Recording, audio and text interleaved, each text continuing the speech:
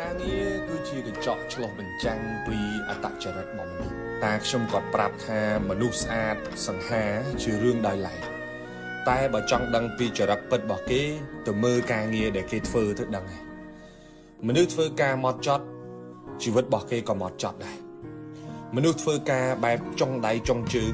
ជីវិតរស់នៅរបស់គេក៏មិនគួរឲ្យទុកចិត្តដែរចុងដៃចុងជើងដូចគ្នាមនុស្សធ្វើការឡប់ឡែជីវិតរបស់គេក៏ឡប់ឡែដូចតែគ្នាដែរនិយាយទៅកិច្ចការមួយវាឆ្លុះបញ្ចាំងពីចរិតមនុស្ស70ទៅ80%ហើយជាមួយការងារកាលពីខ្ញុំនៅតូចលោកតាគាត់បង្រៀនថាការងារអីក៏ដោយបើស្រឡាញ់ចាំធ្វើបើមិនស្រឡាញ់កុំធ្វើហើយបើបានជាធ្វើហើយត្រូវតែគោរពឲ្យតម្លៃការងារហ្នឹងគាត់ថាការងារវាលើកមុខមនុស្សតែការងារវាក៏លក់មុខមនុស្សដូចគ្នា